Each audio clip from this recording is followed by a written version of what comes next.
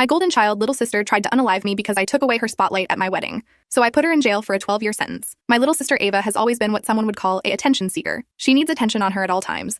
And my parents didn't exactly help with humbling her. Every event had to be about her, or she'd absolutely freak out. At every single one of my birthday parties, she'd blow out the candles and have her own presents. And God forbid she had to watch someone else get something she didn't have. I felt like I was invisible growing up because my parents hardly cared about my achievements or my events, as they were always focused on the attention Ava deserved.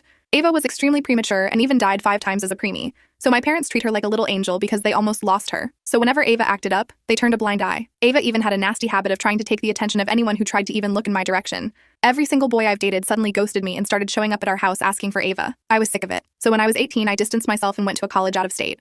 I found the love of my life, Kyle, there. Now 6 years later, we're getting married. His family became mine, and I finally felt accepted somewhere. So when it was time to compile the guest list, I decided that it was time to see my family again, so that they'd see what they were missing out on. Kyle even insisted I invite Ava because he wanted to be the one to finally put her in his place. It was the perfect day. I walked down the aisle, saw Ava huffing in the 3rd row with my parents trying to calm her down, and met Kyle at the end. We both were in tears by the end of the ceremony, and when it was time for reception, I thought everything went exactly to plan. That's when Ava struck. She came up to me, and in the most sincere tone ever, she congratulated me. My jaw literally dropped. That's when she offered me a glass of whiskey and made a toast to her beautiful sister and her handsome groom. I was a little sussed out because she had never been this nice to me before, and that's when I went to drink the glass. It smelled a little weird, but I always get a little sick from alcohol, so I drank up. I started to feel a little woozy and felt my throat closing up. It should be known that I have a severe allergy to lemons. I looked at Ava and she held up a lemon in her hand. I started panicking and holding onto my throat, and Ava just walked away to Kyle.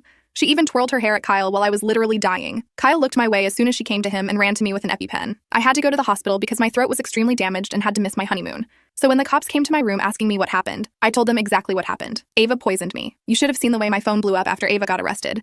My parents were calling me a monster for turning on my own blood. Ava even decided to get one of my exes to be her lawyer, and all he could say during court was that I was a jealous liar. The trial was obviously pretty short. Guess who's going to jail for 12 years? Ava!